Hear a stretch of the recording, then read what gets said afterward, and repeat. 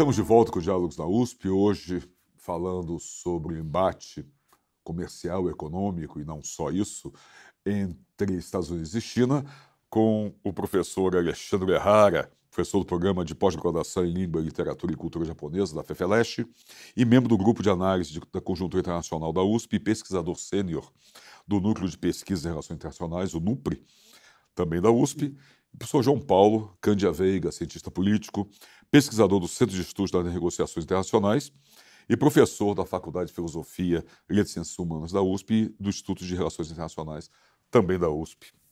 Professores, queria voltar com os senhores, falarmos um pouquinho mais dessa avalanche competitiva da China. Eu estava lendo recentemente, a título de curiosidade, uma revista espanhola que demonstrava uma certa preocupação que a indústria chinesa estava também produzindo o famoso Jamón Serrano, que é um orgulho dos espanhóis, né, o presunto cru, que a China está querendo entrar também para competir com os espanhóis no Jamón Serrano. Mas fora isso é apenas um detalhe, mas é um ponto importante, porque eles estão entrando em vários aspectos, de várias formas, na competição. O senhor poderia, professor João Paulo, citar algumas coisas, mostrar um pouco mais, quer dizer, onde está entrando? Quer dizer, a questão tecnológica é violentíssima nesse sentido, né? Exatamente. A imprensa chama de guerra comercial, mas eu acho que é mais uma guerra de inovação tecnológica do que propriamente do comércio. Sim. Então, por trás dessa... O comércio é a parte mais visível. É, né? A parte visível, mas no fundo o que está por trás é a inovação tecnológica e a China ela tem vantagens competitivas que nenhum outro país do mundo dispõe, né? Então, só para citar uma coisa boba, mas o consumidor chinês, a China praticamente não usa mais dinheiro em espécie, né? Você compra e vende tudo com o celular, né? São muitos milhões de chineses usando o celular. São centenas de milhões de chineses usando o celular, e esses dados, né, eles vão parar num banco de dados na nuvem das empresas, e como a gente não sabe muito separar o que é privado, o que é público, o que é o governo, o que são Sim. empresas, a gente imagina que esses dados, né, que são a base da inteligência artificial, dos algoritmos que vão ser construídos, né, isso coloca a China numa posição muito privilegiada, e que os Estados Unidos não têm, a Europa não tem, as empresas americanas não têm isso. Né? Não tem nem como competir. Né, a gente ainda está no cartão de crédito, né? Usando telefonia, quer dizer. Então, isso projeta uma capacidade para a economia chinesa de concentrar conhecimento, inovação e tecnologia que eu não vejo, não tem competidor no mundo. Os Estados Unidos não tem como competir com isso. Não tem mesmo, só Alexandre? Quer dizer, como é que se chega nesse patamar e vai ficar todo mundo olhando a China andar de braçada, disparando assim? Realmente, eu creio que a escala em que a China tem feito os testes é muito grande, né? Então, e de fato não é por acaso. Novamente, a gente pegar há uma estratégia do governo chinês. O governo chinês vem investindo em educação, né? O número de universidades na China é grande e não apenas grande, né, pela população, mas é um investimento sério. Então, tem alguns números, né, que a gente pode comparar. Enquanto no Brasil nós temos algo em torno de 1 milhão de universitários formados por ano, Sim. mas envolvendo de medicina a relações internacionais, engenharia, direito e tudo mais, lá eles têm formado quase 1 milhão ou mais de 1 milhão de engenheiros por ano. Né? Então, né, e se você pensa na área tecnológica, isso dá um grau, quer dizer, a probabilidade dentro desse número de 1 milhão de pessoas, de engenheiros, você ter boas cabeças que consigam pensar, pesquisar, porque eles também estão investindo em pesquisa, é muito grande. Só para ter aí um resultado disso, estamos falando muito agora atualmente na disputa do 5G, da nova geração, as estatísticas apontam que a China tem algo em torno de 4 a 5 patentes para cada patente americana com a tecnologia 5G. Então, dá a nós uma noção do que é a competitividade chinesa. Então, se no passado, aqui no Brasil em particular, nós tínhamos uma ideia de que a China produzia mercadorias descartáveis, de baixo valor agregado, não, hoje a exportação da China, boa parte, mais de 50%, já é de valor agregado importante, indústria pesada e alta tecnologia, como a gente está vendo nas informações. Isso é muito sério, porque não dá mais... Porque antigamente se fala, quando você queria desqualificar algum produto, faz coisa chinesa. Isso é chinês. Hoje você está qualificando, né? Inverteu essa mão. Exatamente. Né? E inverteu, professor João Paulo, como o professor Alexandre colocou, também com um forte investimento em educação. Né? É uma questão cultural, é uma questão de educação também, todo esse crescimento chinês. Não é só o governo, onde se confunde o público e o privado, e o que é governo e o que não é, mas é também uma dedicação muito grande, uma questão cultural forte, não? Exatamente. Eu não me lembro agora exatamente o ano, mas o governo chinês lançou um grande plano de internacionalização das universidades, né?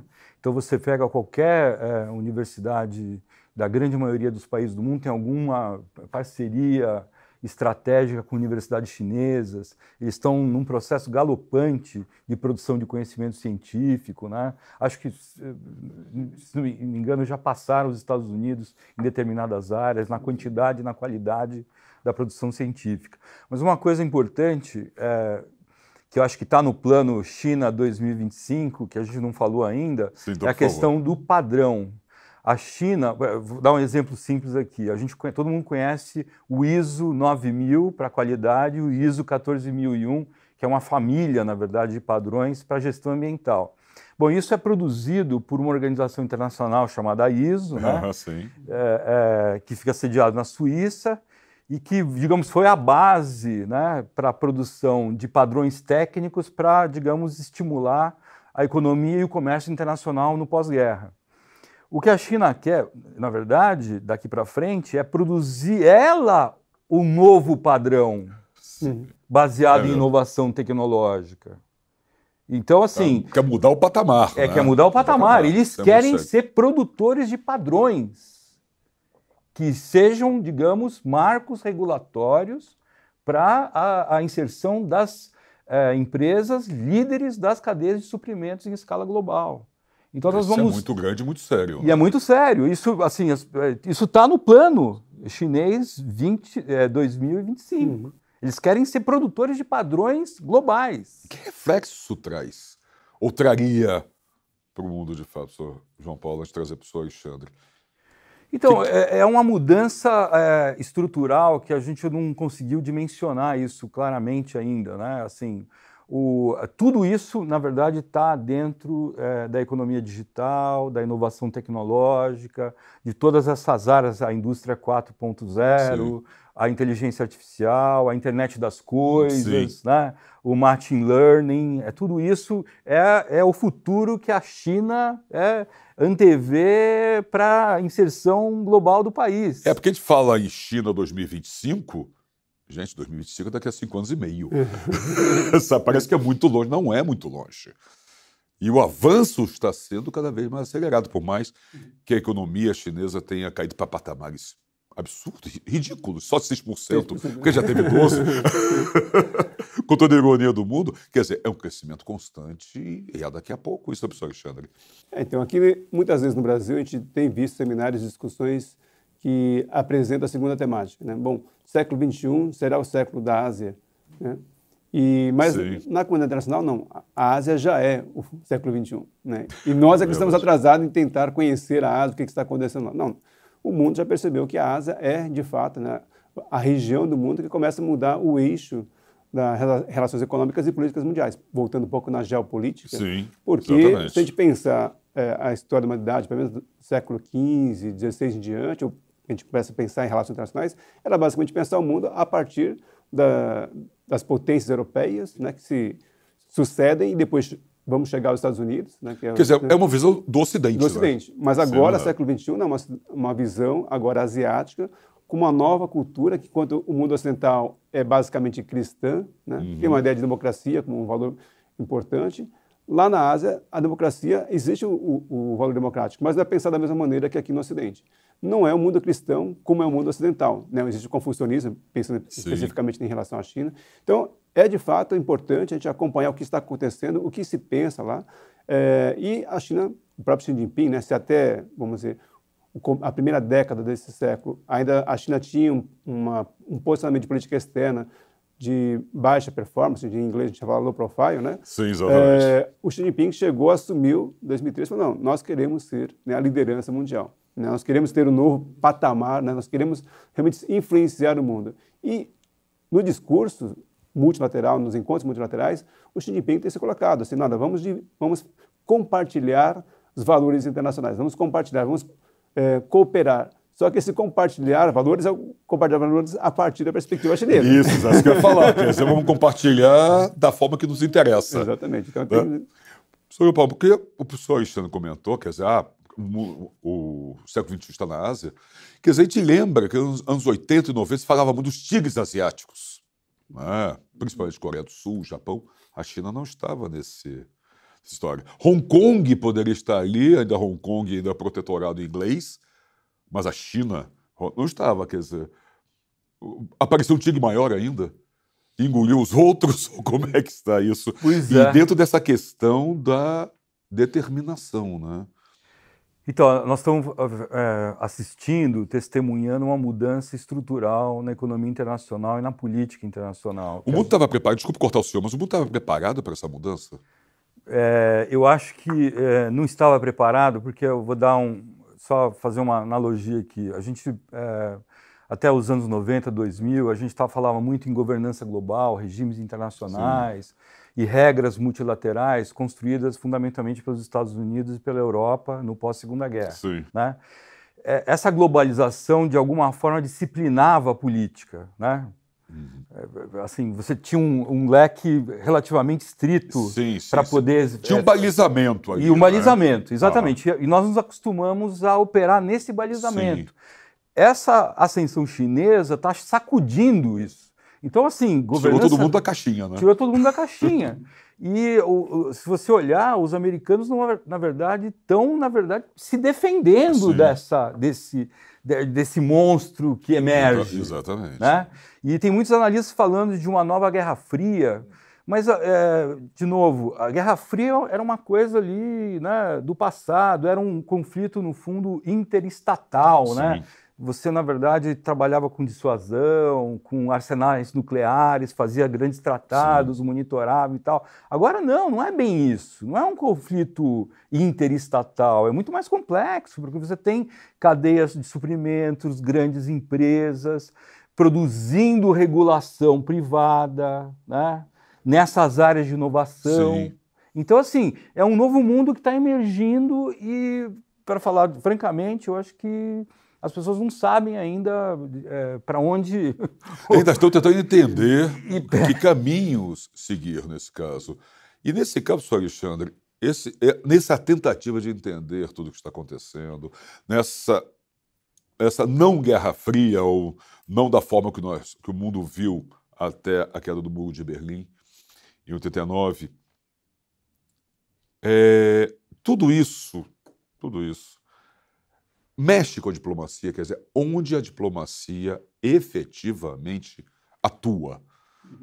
Porque não é só na questão econômica, não é só questão comercial, mas tem um viés diplomático aí, até para tentar entender o que está acontecendo. O senhor concorda? Quer dizer, onde ela trabalha, onde ela pode atuar para facilitar até a compreensão desse novo mundo. É curioso que, neste momento, nas relações internacionais, particularmente com o governo Trump, né, normalmente, se a gente olha a história das relações internacionais, as grandes potências, né, têm uma dificuldade em ceder posições para outras. Né? E no governo Trump, o que a gente percebeu é assim, até o governo Obama, os Estados Unidos tentavam manter o multilateral, né, sendo liderado pelos Estados Unidos. Sim. E o Trump, no primeiro dia, ele rasgou o acordo com o Tratado Transpacífico, deixando as economias asiáticas para a China, praticamente. Né? O Japão exerce um papel importante, mas assim, a China é o principal parceiro econômico da maioria dos países ali, se não de todos. Então, entregou de mão beijada as economias para a China, saiu do acordo de Paris, né? E a China assumiu, imagina, a China, que é um dos maiores poluidores do mundo, assumiu a posição de defensor do meio ambiente. Exatamente. Né? Saiu do acordo com o Irã, né, deixando novamente um acordo com os parceiros tradicionais, Estados Unidos e europeus, né, e a China lá, né, dando suporte para isso agora. Então, veja que aparentemente, aquilo que poderia ser mais tenso, nesse aspecto específico, a China está, vamos dizer, herdando aquilo que o Trump está deixando. Sim, exatamente. Porém, tem outro lado, no aspecto estratégico militar, né? Então, nós vimos agora recentemente os Estados Unidos deixando um acordo com a Rússia dos mísseis de médio e curto alcance. Né? No primeiro momento, a tensão, lógico, é com a Rússia, porque é com a Rússia que havia o acordo, mas também se percebe que existe uma preocupação norte-americana com a China. Então, agora, com a ausência desse acordo, os Estados Unidos começa, né, já fez o teste com um novo míssil de médio e curto alcance, para se posicionar em bases do lado asiático. Preocupado agora com a China, não mais somente com a Rússia, mas também com a China, né, de ter esses mísseis lá. Então, a gente percebe que, assim, de um lado político, a China tem ganho espaço, economicamente também, mas no aspecto geomilitar, né, o militar estratégico, os Estados Unidos têm uma preocupação de tentar conter a China ainda, né? Algo que o Obama tinha feito isso diplomaticamente, criando os acordos econômicos, os Estados Unidos está tentando fazer agora via o estratégico militar. É isso, professor João Paulo, quer dizer, porque o professor Cristiano colocou, quer dizer, a China aproveitou o vácuo que os Estados Unidos foi deixando, né? Saiu daqui, a China entrou. A cor do clima, suprema ironia, né? A China defendendo isso, mas é, aos olhos do mundo, importante. Então, o que representa tudo isso? Então, foi muito importante isso que o professor Alexandre relatou, porque mostra um pouco que o mundo está meio de ponta cabeça. Sim, né? Exatamente. E eu acho que isso se deve muito em razão, digamos, talvez não seja a melhor palavra, mas eu não tenho uma melhor agora. Parece que a política ganhou uma certa autonomização, né? Ela está meio descolada do mundo material. Sim. E tem um elemento de racionalidade em algumas lideranças que emergiram aí, lideranças, digamos, também para não usar a expressão melhor, neopopulistas ou extremistas, né, que tomam decisões que supostamente beneficiam o seu país, eleva o bem-estar da população, mas acontece o contrário. E não necessariamente é isso. O Brexit. Aquilo ali foi uma decisão equivocada, porque diminui o bem-estar do Reino Unido. E não consegue voltar atrás. E não consegue voltar atrás. E agregou uma zona de tensão onde não existia. Exatamente. As empresas, os mercados financeiros estão se deslocando de Londres para o continente. Sim. Né? A elevação de tarifas do Trump prejudica o consumidor americano.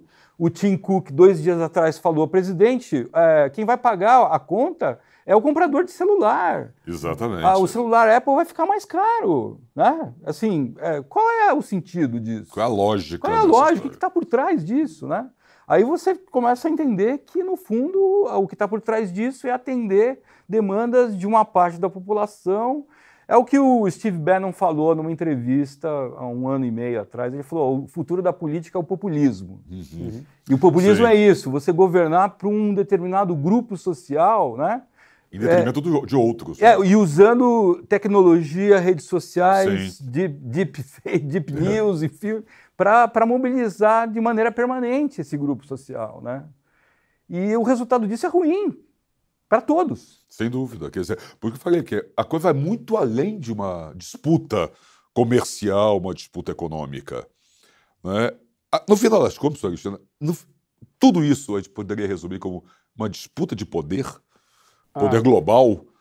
É uma grande queda de braço em que nós acabamos sendo espectadores não tão privilegiados assim.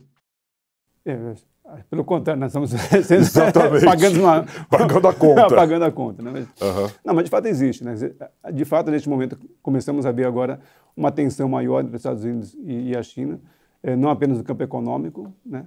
Mas também uma disputa realmente pelas áreas de influência. Né? E como eu mencionei, eu creio que nesse momento, com o governo e com a política norte-americana que vem sendo desenvolvida pelo Trump, a China tem tido mais benefícios. Né? Então, e mesmo neste momento em que a gente tem as tributações sendo feitas sobre produtos chineses, né, e aí teve a retaliação agora, em particular, sobre a soja, com repercussões que a gente teve nos últimos dias, a gente percebe assim, que a política do Trump, que em tese deveria beneficiar a população americana, neste momento a gente está vendo a população americana reclamando da política do Trump porque começou a ter consequências. Né? Quer dizer, é o celular que está mais caro, é o produto agrícola que não chega, não consegue exportar, né? E aí a economia americana, por isso surgem as expectativas ou os prognósticos de eventualmente uma recessão na economia norte-americana, dado a consequência. Quer dizer, tem uma ação de um lado que é criar os tributos e de outro tem a reação dos outros países também, quer dizer, ninguém vai ficar olhando, né? Exatamente. E aí, professor João Paulo, a revista Forbes, recentemente, ela afirmou que tudo isso, quer dizer, o que a China fez em desvalorizar a sua moeda, questão de sobretaxar produtos também na retaliação, é tudo uma decisão política, que vai muito além do comercial. Né? Quer dizer, e de que maneira isso afeta, quer dizer, quais são os caminhos? Quer dizer, não é mais a mesa de negociação econômica, não é mais a questão, a bolsa caiu, a bolsa subiu, o dólar subiu. Não, a questão é política. Na verdade, o que temos aí como eu perguntei agora, professor Alexandre, quer dizer, é um embate por poder, e poder político, mais do que um poder comercial, ou são os mesmos poderes hoje? Então, é exatamente isso. Você tem um embate pelo poder político e, na verdade, os instrumentos de mediação e, digamos, de controle sobre o exercício desse poder hoje são mais frágeis, né? Porque a ascensão dessas lideranças nos últimos 2, 3 anos tem fragilizado as organizações internacionais que foram criadas através de poder delegado dos países, Sim. né? Certo? A ONU não é um governo global, na verdade é um sistema de agências que provê governança, né, para esses temas, esses tópicos, né? E você está vendo o enfraquecimento dessas organizações que teriam que fazer essa mediação. Exatamente. A OMC é o caso típico, que nós temos um secretário-geral brasileiro, né? Verdade. Um diplomata de carreira Sim. brasileiro. E isso, na verdade, assim, vai limitando as possibilidades de você conseguir com que as principais potências, né, consigam encontrar um caminho de cooperação, né? É nesse ponto, quer dizer, para nós finalizarmos, já estamos chegando ao final do nosso programa, quer dizer, para os senhores, para nós podermos finalizar, quer dizer, o quanto isso tudo pode, como eu já perguntei lá atrás, no começo, no bloco anterior, mas voltar a isso, pode sair, dentro de tudo que nós conversamos, o quanto essa disputa pode sair do controle e que caminhos deveriam ser tomados para que ela não saia do controle, professor Alexandre, sem querer fazer exercício de futurologia.